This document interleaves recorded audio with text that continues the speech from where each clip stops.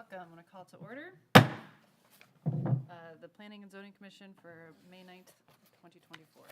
We have two items. You have to bring that up to you. Can you hear me all right? No, Higher? you've got to almost. Right up in here? Better? Okay, very good. There it is. Thank you. Appreciate that. Okay, we have two items of old business before we get into today's agenda. First, we have a review and approval of the previous meeting's notes from February 8th, 2024. Any questions or concerns or thoughts for the notes, for the minutes? A motion to approve the minutes? I'll make that motion to approve. Great. So moved. Second. Great. Thank you. All right. And then item 2 is a review of the city council action since the last meeting. Wendy, can you walk us through that? So at your February, do the same thing. At the February meeting, as per the minutes, we reviewed the active frontages overlay recommendations. So at the following city council meeting, those were adopted as proposed. Very good. Excellent. Thank you. Okay, we are going to now read the disclosure of interest. This is one item we're going to add just so that it's clear from the beginning. If anyone has any conflict of interest with any of the items on the agenda, when that item comes up, you will be able to recuse yourself and state your conflict. But just a reminder of what that is. So the disclosure of interest reads, any member of the commission who may have a conflict of interest or a possible conflict of interest regarding any item of business to be discussed at a commission meeting should declare that conflict of interest to enable the commission to manage the conflict and resolve it in accordance with NCGS 160D-109. Okay. And then given the 5 items on the agenda, does anyone anticipate any conflicts of interest they'd like to disclose at this point? None noted. Okay, great. Thank you so much. Wonderful. Okay, next on the agenda, appearances. So this is reserved time for anyone who has an item from the public that may not be on the agenda. So it's reserved for giving citizens an opportunity to appear before the Planning Commission about issues other than those appearing on the agenda. Citizens may present their planning ideas, opinions, or concerns for the Commission consideration and discussion. Anyone wishing to speak should come to the podium, state their name and address for the record. Great. Seeing none, we're going to move on to new business. Great. All right. Item 1. So item 1 is a review of a major subdivision for 0 Rockyford Street Shore Drive. And I'm going to pass over to Wendy to tell us about that proposal. Thank you. So this is a proposal to subdivide approximately 20-some acres over into 7 individual lots.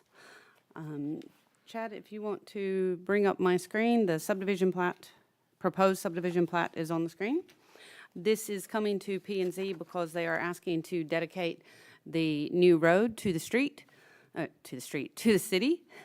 The lots are all well in excess of the minimum lot size for that zone, which is 20,000 square feet, and the minimum lot size is 1.3 acres. I think the largest lot size is just over 5 acres.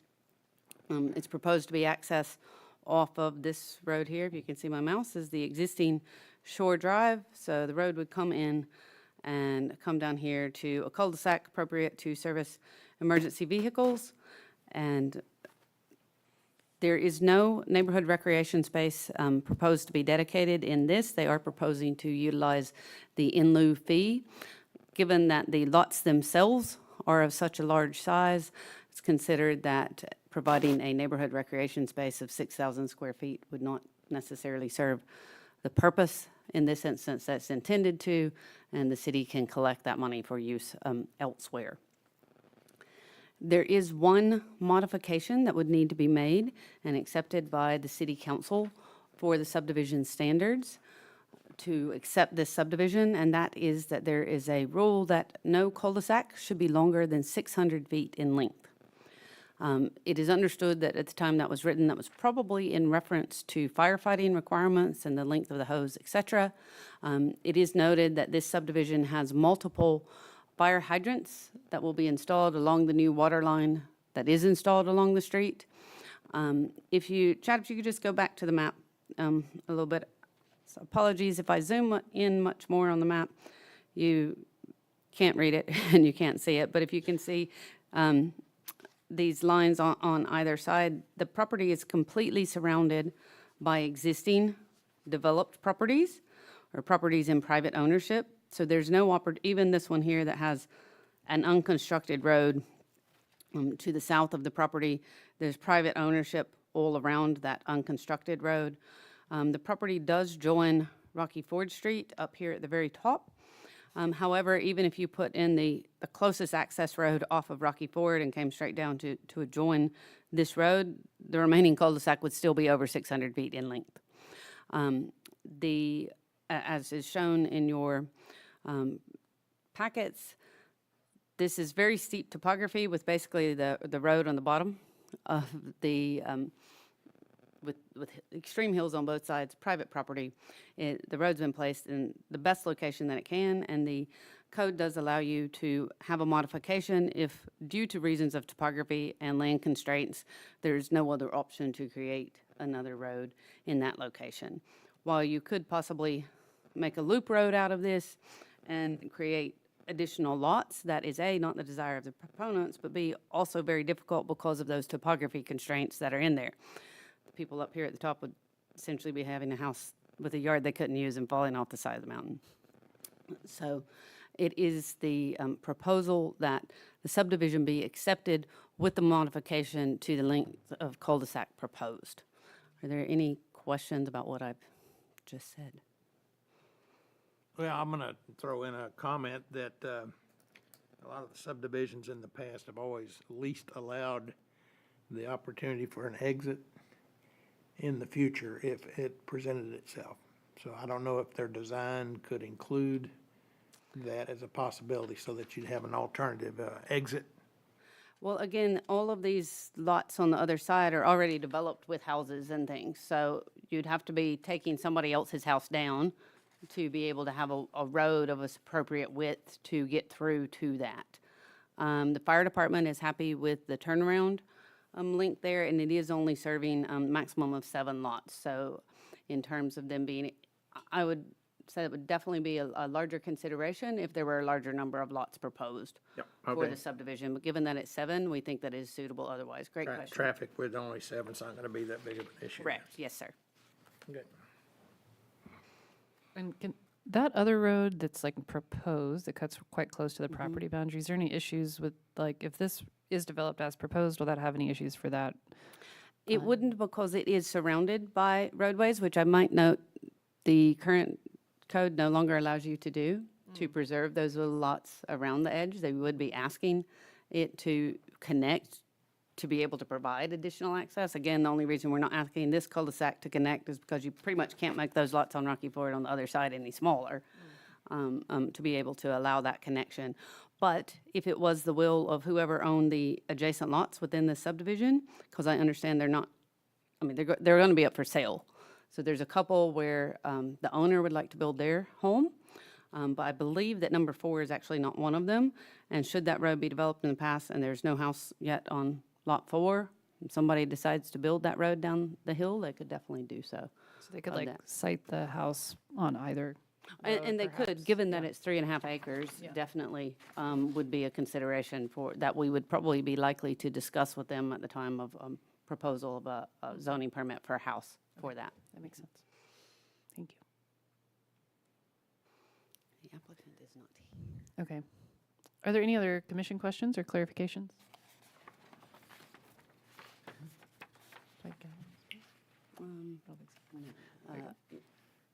We would like to open it to the public if there's anyone in the audience who has questions or if the applicant's here.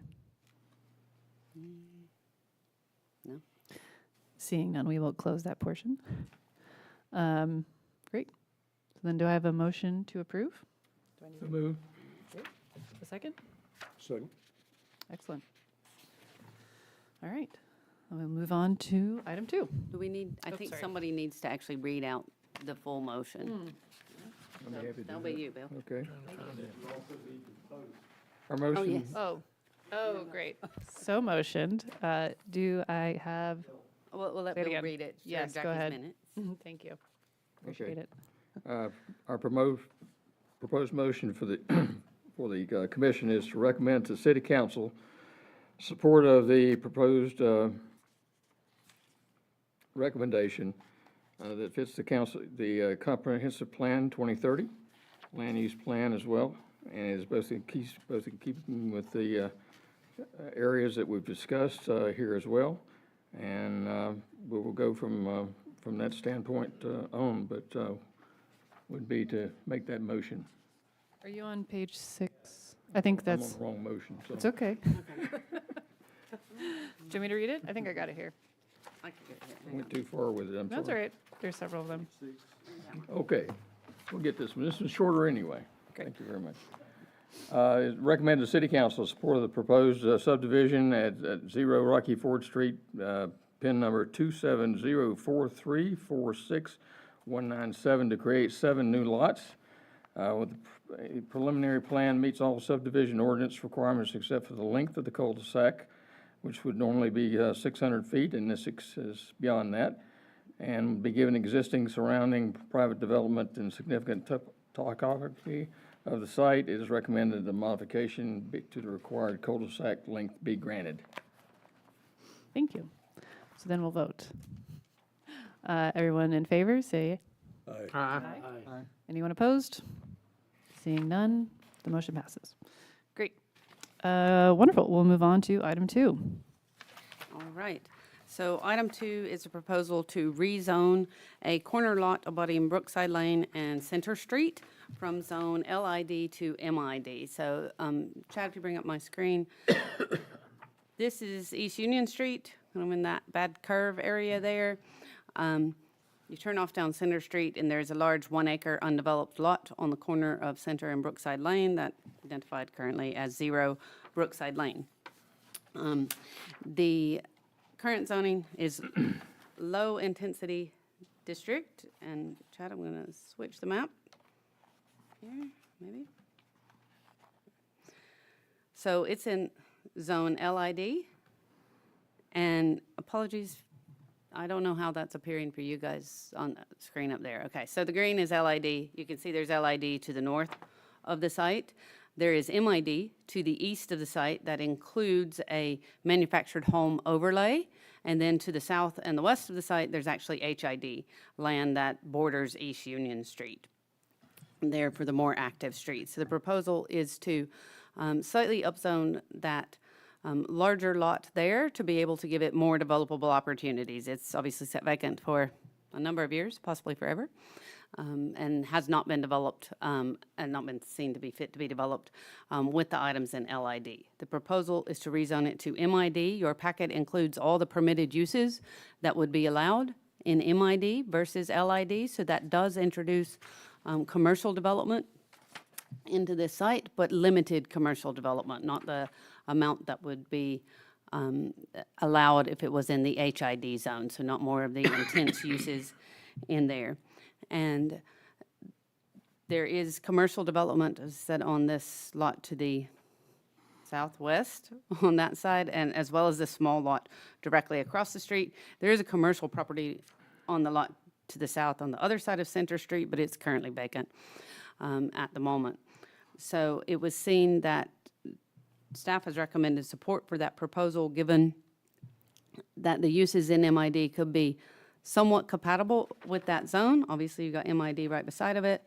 You're not quite upzoning it to the HID, and there are very few LID lots that would be affected. It's seen that the MID lots could work consistently and in harmony with the existing LID uses that are there in the neighborhood. It would allow the proponent, obviously, the additional development uses, as well as the somewhat reduced setbacks and somewhat increased density. May still be at the 2 dwelling units per acre that is LID, maybe a little bit more with that. So the consideration is not necessarily, and in fact, it says in the ordinance, you're not supposed to be considering what they might be proposing on the site, but any of those things could be available to occur on the site. Questions? What is the acreage of the parcel? It doesn't show, I can't find it. It's exactly 1 acre. 1 acre, and what is the potential high density that could be created on that 1 acre? With 1 acre under With incentive. base density, you could do 2 dwelling units per acre. If you did performance standard density, you could do up to 10 dwelling units per acre, but from a practical standpoint, that'd probably be pushing it on this lot by itself, on a 1 acre lot, given the, the parking and the landscaping requirements and those sorts of things that you have on there. Thank you.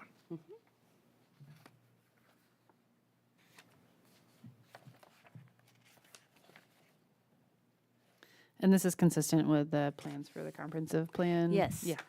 It is consistent with both the existing 2030 land use plan, that while it designates it as residential low density on that map, low density is still the 2 dwelling units per acre, and it talks about some neighborhood commercial uses and things that are similar to the MID. And in the currently proposed Imagine 2040 plan, this lot is shown for actually the higher density of residential development with some of those similar neighborhood type commercial uses.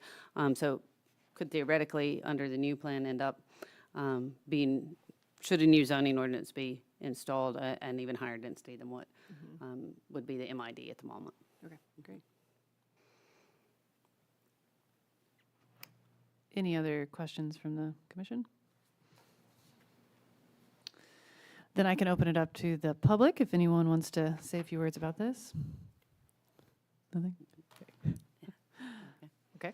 If there are no further questions, then we will read the proposed motion.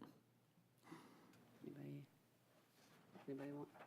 So move. Oh, we had to move first. I'll make a motion that we approve the staff's proposal, and that is planning and zoning recommends to the city council support of the proposed rezoning of 0 Brookside Lane, shown also in the Mission 2030 comprehensive plan, future land use map as residential low from low or zone low density district with the watershed protection overlay and airport heliport safety overlay to now we're going to go to a zone of MID or medium intensity district with a water protection overlay, airport helicopter safety overlay, and the proposal considered reasonable for the following reasons. Reason 1, given the surrounding use as a mix of residential, commercial, and vacant land, it's expected future development of the site with a residential or non-residential use permitted in zone MID would have somewhat limited, and I repeat, limited impact upon the surrounding existing uses. The proposed rezoning is consistent with the Mission 2030 comprehensive plan future land use map, as it would allow development of residential uses of the density intended by the plan, as well as limited retail and service establishments, neighborhood centers concentrated on a strategic street corner. And finally, the other reason is the utility or traffic impacts from future development can be managed at the time of development. Second. Oh, go ahead. Great, then we'll take a vote. Everyone in favor? Aye. Aye. Anyone in opposition? Seeing none, so passed. Lovely. All right, we are going to move along to consideration, item number 3, application to rezone a portion of the property listed at 107 Micah Ave. And I'll let Wendy explain this one. It's a little more All right. complicated. Hold on, because this one can be confusing. I'm going to walk you through a few different steps here. And you will note that this also affects item 4, so we'll get to item 4 when we get to item 4, but some of the background information will be the same. So pay attention, right? Exactly. That's what I'm trying to say without saying it, Hank. I'll let you say it. So the overall property in question is 107 Micah Avenue. So the map on the screen is showing the location of the total property of 107 Micah Avenue. To orient you, you have I-40 here. You have Old 18 that crosses I-40 here without an exit. To the west of the property over here is the Fiddler's Run Shopping Center, which is separated by Fiddler's Run. Surprise.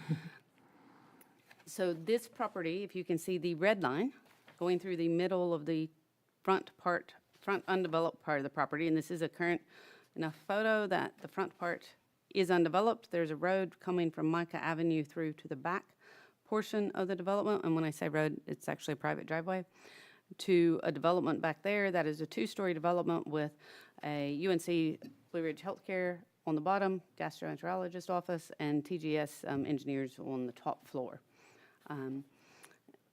The red line running through the middle of the top undeveloped part of the property is actually the city's ETJ line. There would be some history as to why it runs through the property that we're not really sure of. It probably has to do with a certain distance from the existing boundary.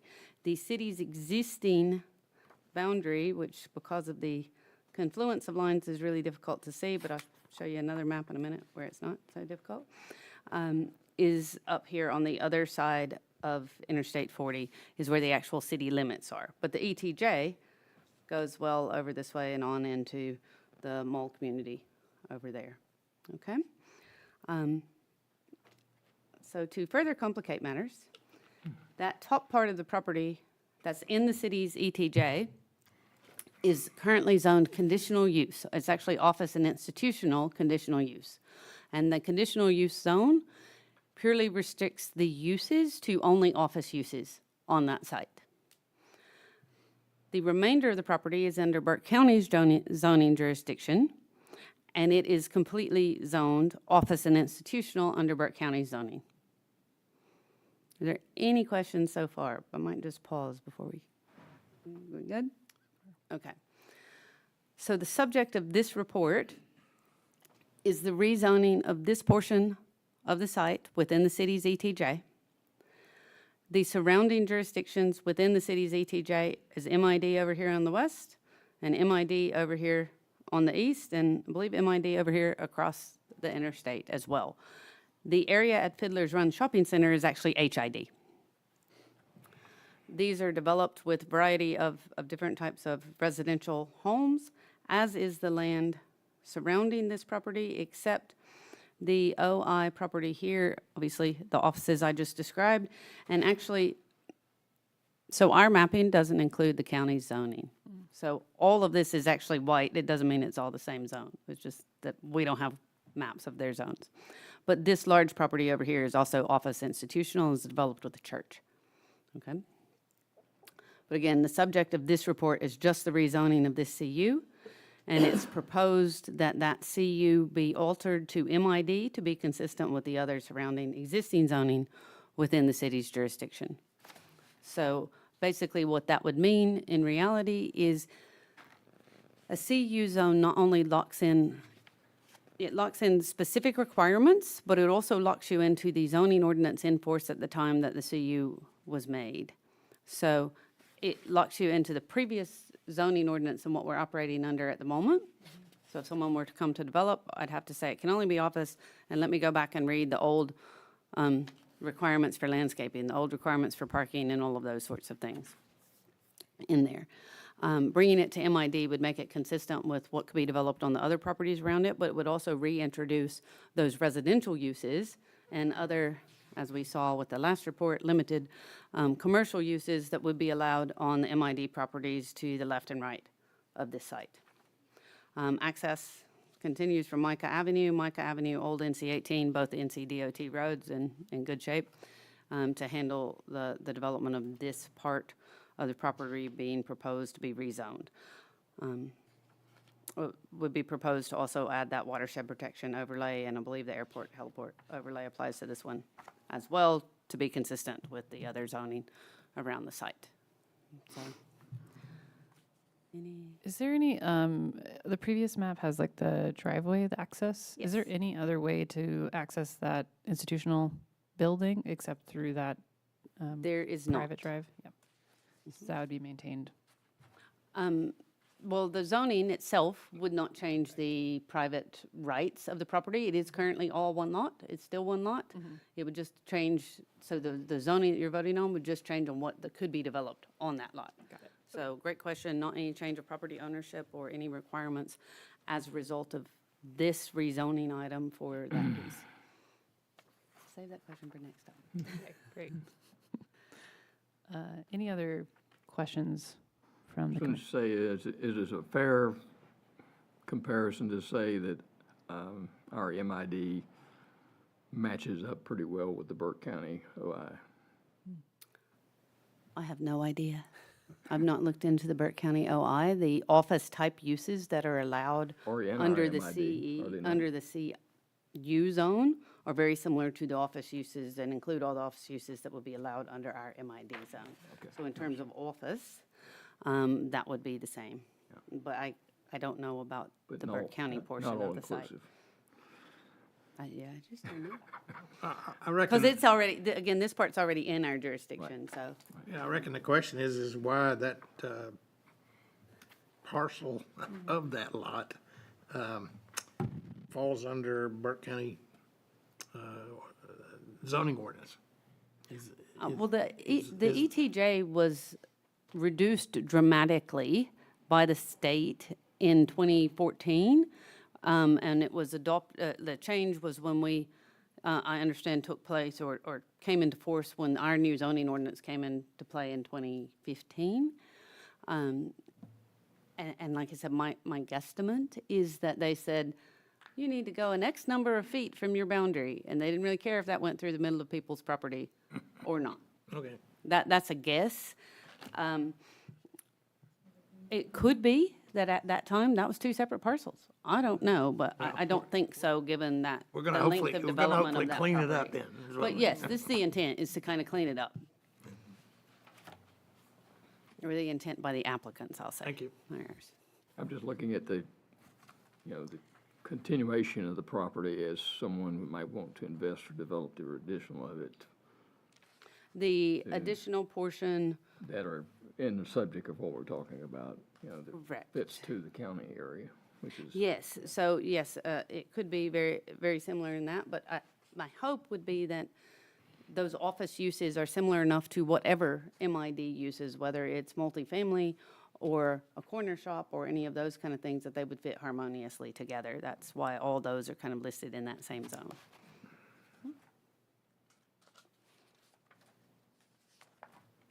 Any other questions from the commission?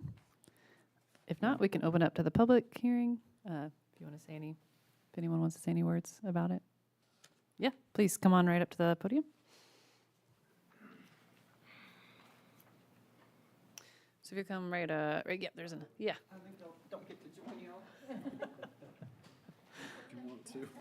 Yeah, my seat. My name is Lynn Allen, and I'm here on behalf of my parents who have the property on here that's listed as Lot 113 Micah Avenue. And the concern is when the office and institution that's built now, the Blue Ridge Healthcare, that office building was built, there was a lot of disturbance on their property as far as flooding and different things. So I have three questions, and I don't know if they would be, I don't know if Mr. Buff is here. It's you? Might be to him, I don't know. One, what is planned for the site? The other question is, how much disturbance is going to be? Because their driveway is narrow, and that driveway for them, that's their property. It's a narrow driveway that goes out to where the house is. And my other question is, because the impact on that driveway, when they built that office up there on the hill, was pretty substantial. Constant flooding, constant, and I actually owned, at one time, I owned the 109 property.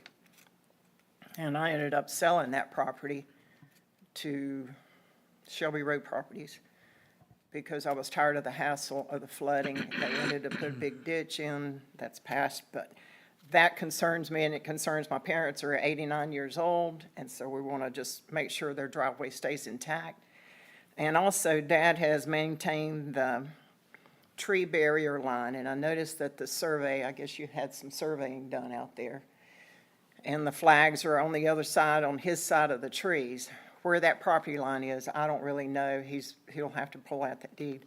But That's a great buffer. That tree line has been a buffer for the traffic going in and out to the office building up there.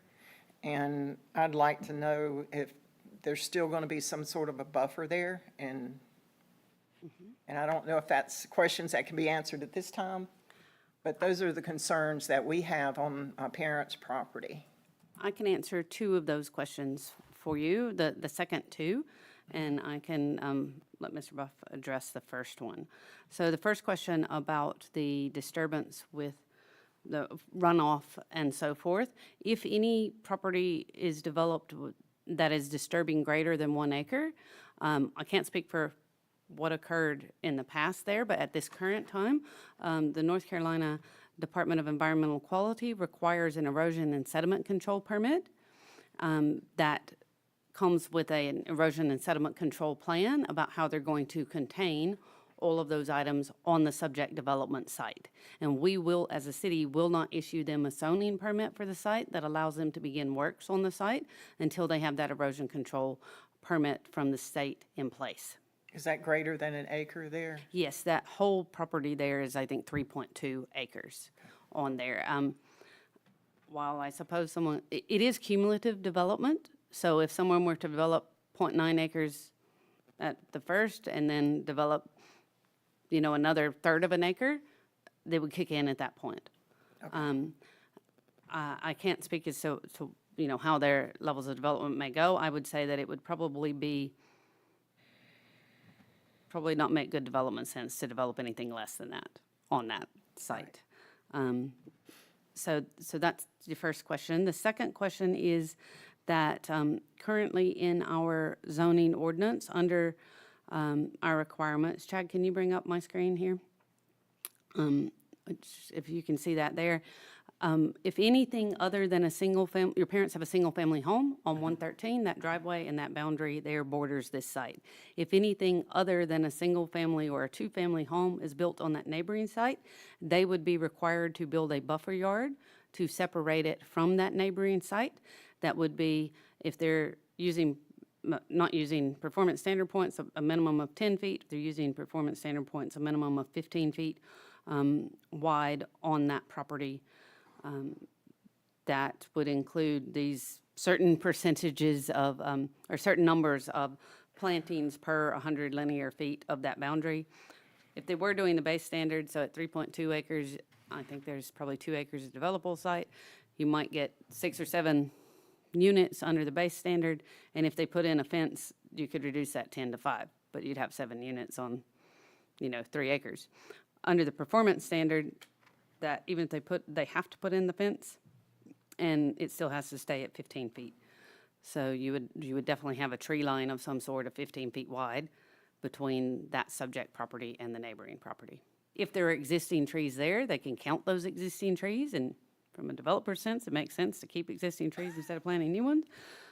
But I can't speak for, grading or a sewer line or something that might have to run through a couple of them. So With the, with the MID zoning, yes, ma'am. that would allow for how many apartments or homes or? So under MID zoning, I think it's still that maximum of 10 dwelling units per acre. That obviously would have to remove, so when we say 10 dwelling units per acre, you've got to remove the access driveways, you've got to remove where they're parking their cars, you've got to remove the required landscaping, which generally comes up to at least 25% of that site to be able to get there. So if you take, it's probably 2.7 or so, that's absent of the road, minus another 25%. So that was 20-some units. good. If it was multiple, if it was developed with residential. Okay. If it was developed with commercial, obviously that doesn't have a density, but different story there, so. And the MID is pretty broad from what I understand that they can put. That's why I guess I'm wondering if Mr. Buff would tell me what he's planned for the I'm happy site. for him to answer that question. I do just have to note again for the commission that that's not supposed to be one of your considerations, because once it is rezoned, that could be any of those things in the list. But I'm happy for him to tell you what his plans are for the site. Before you do that, could I ask a quick question for lot 113? How do you access that off of Micah Drive? Yes. Okay, thank you. And when was the previous, when you had trouble with the runoff and such, when was that developed? It was 90, 2009? Yeah. it was like 98, wasn't it? That was about 98 or 99? No, it was, Yeah, 98 or 99. yeah, because, So, a long time. Got it. And that was, that fell under the county, not the city? Correct. Is that accurate? Okay. Yes. Okay. So, And I have no idea what the erosion sediment control rules would have been back then, but I know that our current staff won't have a problem calling DEQ and asking them to have a check at something.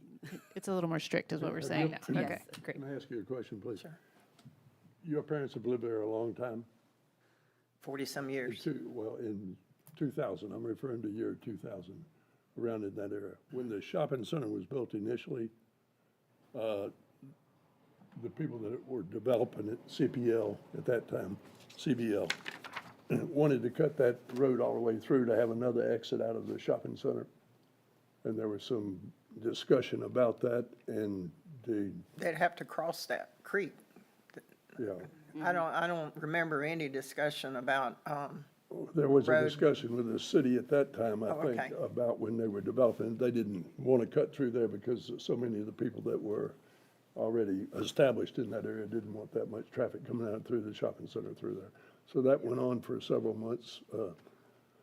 I was involved in when that shopping center was built and and going through the whole process there because Food Line moved there and I was with them at the time. So I remember a lot of discussions and they had the charts down here and everything where people came in and talked about, well, I live here and that's going to open up that road to a lot of traffic. And they weren't really interested in that at that time. And there was some swampiness at that time mentioned in there. And that was part of the reason I think they couldn't do what they wanted to do, erosion at that time. That was year 2000, if you go back and look at some of that, when the Enola Road Shopping Center was developed. The county's records say that that building was built in 2004. But that, to be honest, was- seems late to me, but I'm not sure. No, the that sounds about gastroenterologist right. building. Does that Or sound right? That sounds about So right. it says built in 2004 and remodeled in 2007. So, just to clear up that answer. Well, the shopping center was opened in 2000, is when we opened it. Yeah. Thank you for sharing your questions. Those are great, excellent questions. Thank you. Thank you. We'll let Tyler, if we'll let him come up and answer your question. Yeah. If you could come up to the microphone, because otherwise we can't hear you, and the people at home that might be watching can't hear you. Hey, good evening. Tyler Buff, nice to meet you. So our request for the P&Z right to change from current state to mid is based off a plan proposed to do townhomes. So what we put together in the proposal currently is luxury townhomes. Townhomes are different than condominiums and apartments. Our plan, again, a lot of approval required, of course, many things that conditions that have to be met. Even some preliminary things that came up, erosion control was talked about. So that's something that we spoke about. We have builders that are currently looking into that to put together the appropriate plans and permits. But we are looking at the number of units that we need to bring back the ROI from the land purchase and of course from the building. And, those townhomes would be sellable to buyers, right? So X number of townhomes, I come in, prospective buyer, I buy that, I own the townhome, also own the land underneath the townhome for a townhome community. So hopefully that answers the full extent of your question. So the town, they buy the townhome and they own the land. Correct. So is that going to be, will that be parceled out separately each? So generally, townhome, the definition of a townhome would be it's connected to each other, but they would own the land underneath it versus a condo where you just own what's inside the walls and somebody else owns your land underneath it. The thought is that people are more respectful and take better care of stuff that they own. Not always true, but than something that they maybe rent from somebody else or only own a portion of. That being said, given the requirements for parking and open space, should that be the proposal, there would still be an expectation of a homeowners association of some sort to take care of those jointly owned features like the driveway to get into the sites and the required landscaping or required stormwater detention, or those kind of features for the site. That was gonna be my final Or you comment as said, well. yeah. They would still be bound by an HOA agreement within that community to say there are certain things you can do and cannot do, right? You can't leave a broken down lawnmower or car on the front landscape or out in the yard, so. We're still assessing that based off the amount that the acreage would allow. I know Wendy meant in certain conditions, so there's of course parking that's required, there's of course greenery. There is a very long list, and I'm currently going through that now to understand what it would be. So I can't give you a definitive total because we have to submit a plan to see what it will allow. But in the 20s that Wendy mentioned is kind of where we were looking, And say low 20s. 20. Okay, both sides, so there's two sides. On the other side of Yeah, yeah. One side's a little larger. The side that's closest to Old Enola, furthest from your parents' property, it's a little bigger. So of course you would say 60% on that side, just guesstimate, correct? 40% on the other side.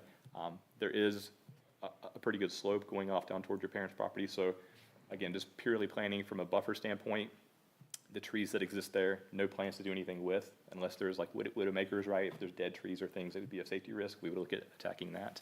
I know there's also a little retaining pool already that TGS put in on the back of the property to help pull in some of the water. So that would be a part of the erosion control plan and everything that's been put in place. So we want to build upon what's there, make sure it meets the conditions of the city going forward. That way that there's minimal disturbance. It doesn't always catch everything. That's great to know. Okay, I appreciate that. Thank you. Thank you, that was very helpful. Appreciate that. If there's no other questions from the audience, then we'll close the public hearing portion. Any other questions or comments from the commission? Move forward. Okay, so I can read the proposed motion before we move forward. The Planning and Zoning Commission recommend to the City Council support for the proposed rezoning of 107 Micah Ave, shown on the Mission 2030 Comprehensive Plan future land use map as a residential low inland from office and institutional conditional use district, this rezoning to medium intensity district with watershed protection overlay and airport helicopter safety overlay. This will keep with the existing office conditional use zoning of the site as well as surrounding office and residential use already developed in the area. MID fulfills the original expectation of the 2030 comprehensive land use plan for the site, and the rezoning of the property, will bring the lot into conformity with the 2015 adopted City of the Morganton zoning ordinance. Do I have a motion to accept the proposed motion? I'll make the motion. I'll make the motion that the Planning and Zoning Commission recommend to the City Council support for the application of zoning of medium intensity district and watershed protection overlay and airport/heliport safety overlay to a portion of 107 Micah Avenue should annexation of this area into the city of Morganton be approved. Or did we move, I think that is item I think you're four. on item 4, but I think we've got That it the right all one? except for, but the top one is the same, basically the same, so we've got it there. Yeah, I we're, think. we have not discussed annexation yet. This is just for the, The four, the yep, three. okay, great. Yep. Do I have a second? I'll second that. Great. Me. Eric? Yep, thank you. Eric. Do I have a vote to accept the motion? Aye. Aye. Aye. Anyone opposed? Seeing none, the motion passes. Great. Okay, now we're going to move to item 4 about the same parcel but a slightly different Okay. issue.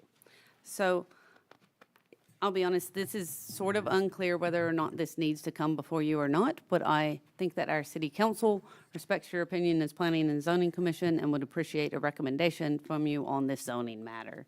So we are going to bring it to you for a recommendation. So, Chad, if you bring up my screen, we looked previously at the portion of the line, the portion of the site that was within the ETJ, which is this northern portion of the site, that we already have zoning jurisdiction over. And again, that's what we're talking about today. But the southern portion of the site was in Burke County zoning jurisdiction. It is proposed by Shelby Road Properties, who is the owner of the entirety of the 107 Micah Avenue, to bring this top undeveloped portion of the site into the city limits. So they're no longer talking about being in the ATJ or in portion of Burke County for the portion of the site that is surrounded by this yellow boundary. It would be a contiguous annexation because state law says if you're connected to the city boundary and separated only by streets, of which this is Old 18, I-40, and actually all of this is all street boundary.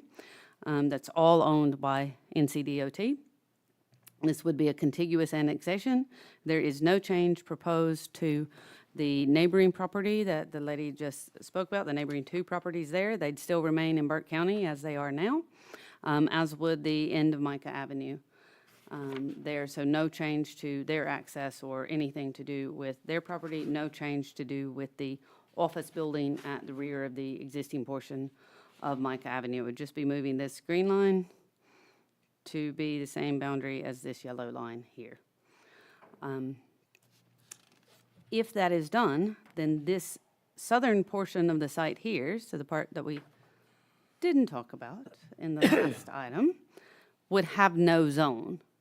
It can't have no zone. It can't come in as an unzoned parcel. So if the city council chooses to annex this, they would need to apply a zone for it. So we are bringing to you a recommendation for them, because of your expertise as a planning and zoning commission, on what that zone should be if they do choose to annex it.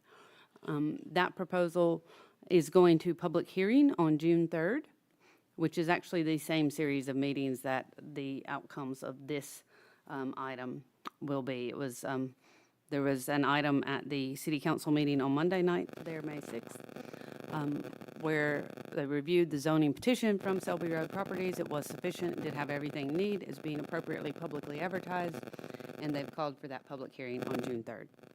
So this is purely to make a recommendation that should they annex it, what zone should this be? And we have recommended that it should be the same zone as what's above it, what's beside of it, and what on both sides, which is that MID boundary. Again, similar uses to the office uses and the residential uses that surround it at the moment. Complicated enough? Could you share, like, what's the process for the public hearing of, like, the annexation? Is that simply just a? It's at the city council meeting, so it will be an item that's on their agenda. They will, very much the same process as this. They'll present the item. I likely will be the one to summarize it, possibly Louis. We'll see how that goes. We'll flip for it. And then they will call for any members of the public to be able to come up and give their input on that, on that piece. Got it. And then they'll make a decision and vote on that. I will say the property is serviced by city sewer. It is serviced by city electric. It is serviced by Valdez Water.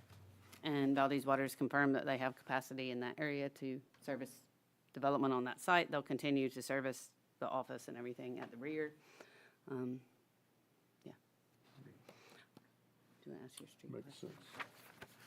Oh, yes. Can you share with us how the street Okay. situation would work from the previous? While this looks like a street, and it's got lovely trees around it, and it's paved and developed, it's actually a private driveway. However, through discussions with Shelby Road Properties that owns the property and the street was always designed at an appropriate width to be a formal city street, et cetera. The city has undertaken bore testing. Well, we didn't undertake it, but there were professional companies that undertook it for city assessment. They've taken bores of the street to determine whether or not it's built suitably to be a city street. It is 24 feet in width, which is a standard city street in terms of pavement. It's got lines of trees on either side, so the city would be considering taking a 40-foot wide stretch of that as a city street, likely again at the June 3rd meeting. It's not a make or break for any of the, for any development or rezoning or annexation of the site, but they would be considering that, and that portion would become a city street. Micah Avenue, and obviously Old 18, et cetera, would all still say NCDOT Street, so no change to ownership or maintenance or anything of that for the frontage of this property, nor for the neighboring properties for that. And that is partly why this boundary does go where it does, because there was a desire by Shelby Road and the city to not have any change to those existing property owners on the other side.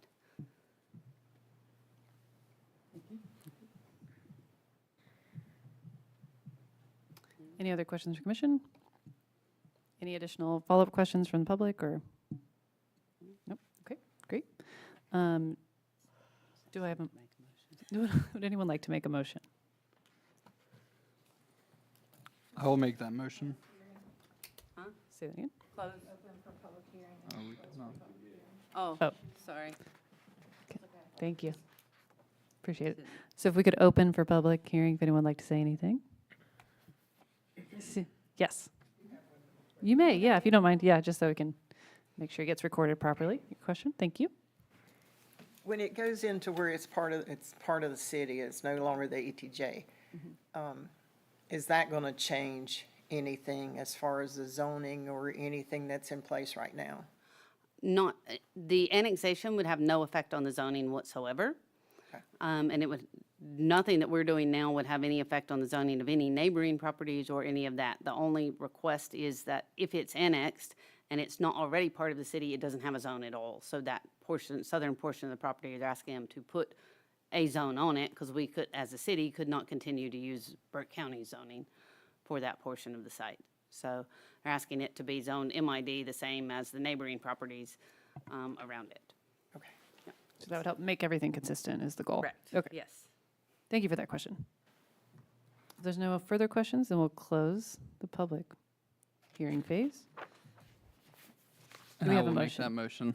Thank you. So I'll make the motion that the Planning and Zoning Commission recommends to the City Council support for the application of zoning of medium intensity district with watershed protection overlay and airport/helicopter or heliport safety overlay to a portion of 107 Micah Avenue, PIN number 2702972069, should annexation of this area into the City of Morganton be approved as the proposal is in keeping with both the existing office conditional use zoning of the site as well as the surrounding office and residential uses around or already developed in the area. The development of the site with MID uses fulfills the original expectation of the Mission 2030 Comprehensive Land Use Plan for the site, and the rezoning of this property will bring the lot into conformity with a 2015 adopted City of Morganton zoning ordinance to allow for compatibility within current zoning regulations. Do I have a second? Second? Thank you. We'll vote. Everyone in favor of the motion? Aye. Anyone opposed? Seeing none opposed, it passes. Excellent. All right, our final item of new business for this evening is item 5, consideration of several minor editorial text amendments that Wendy has worked on, if you want to share those with us. Okay. I'm having technical difficulties, Chad, and this file is saying it's not copied. So I'm happy to talk you guys through it.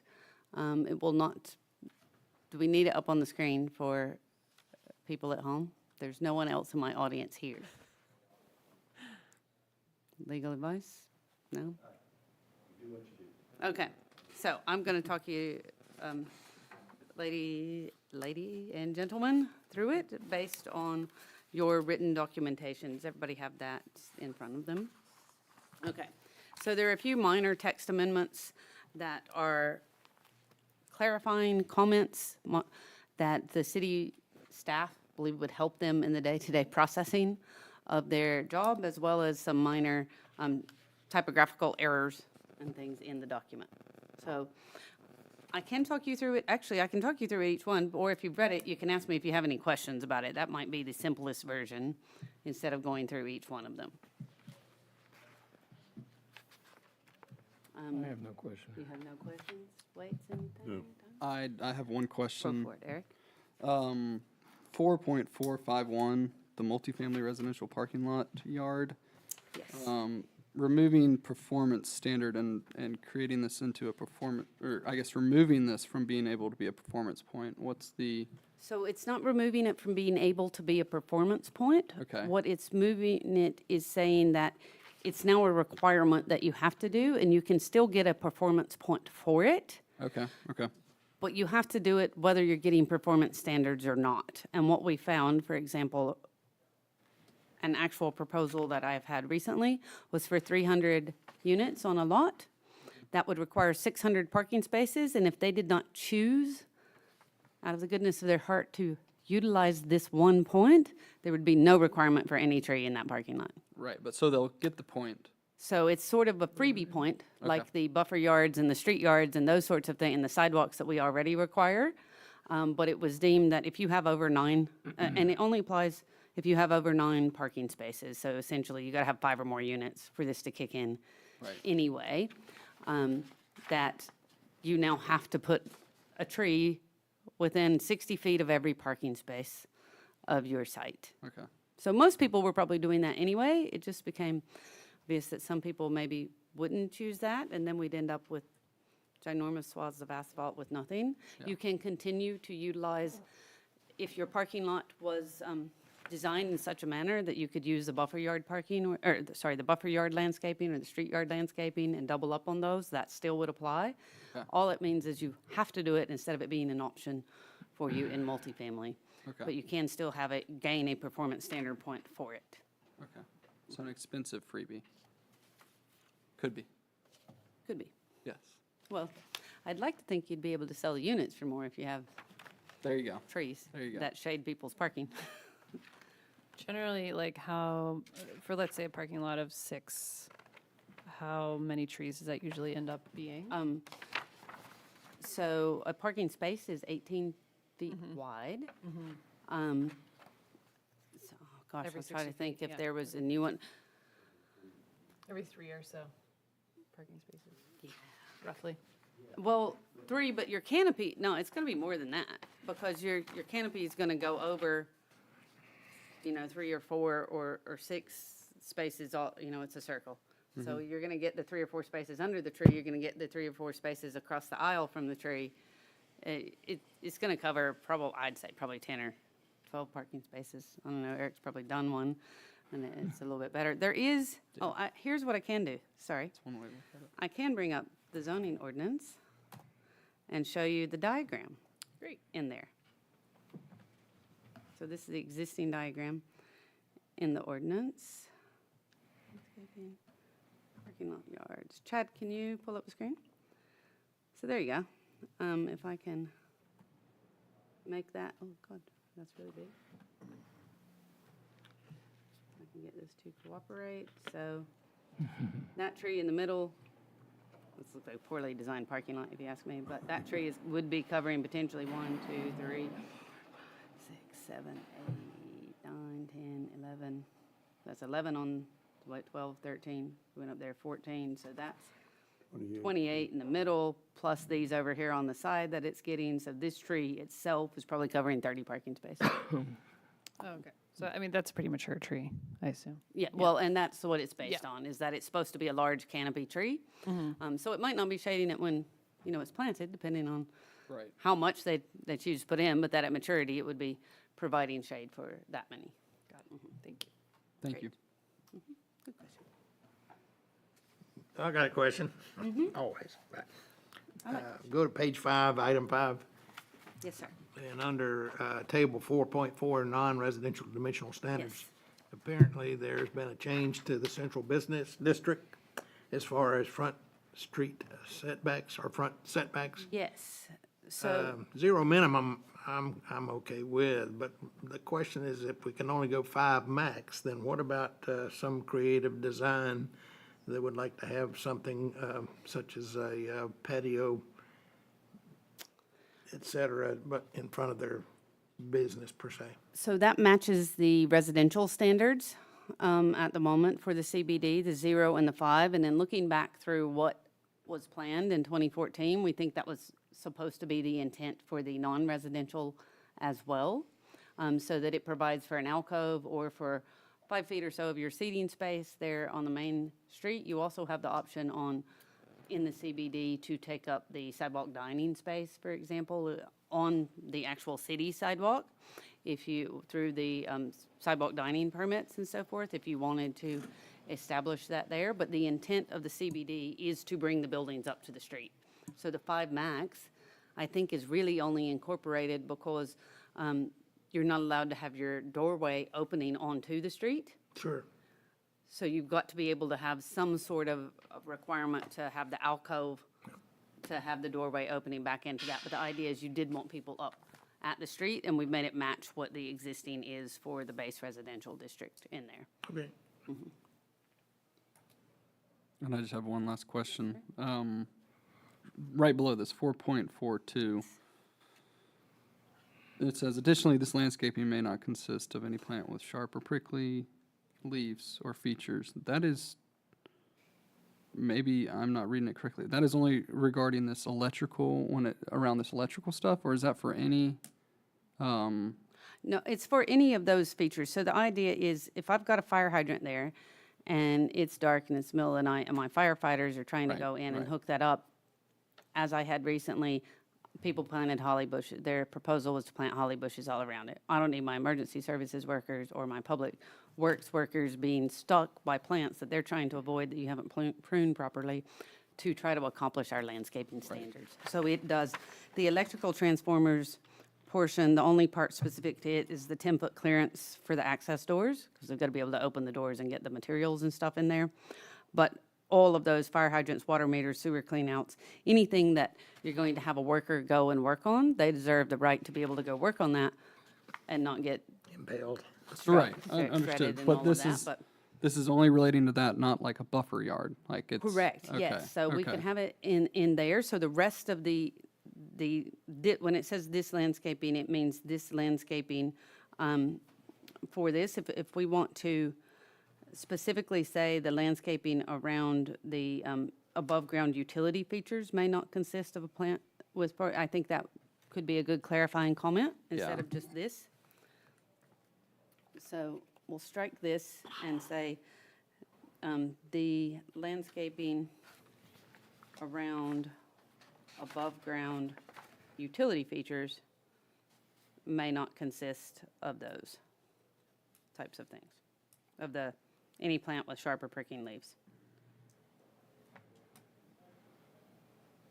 Okay, Right. didn't mean to be Good picky. No, but yeah. that's a great clarification, thank you. Our electric department has particular problem, because usually when they're working on something, it's because it's dark and raining, and the power's I out. believe it. And they can't see what they're getting stuck with. Okay.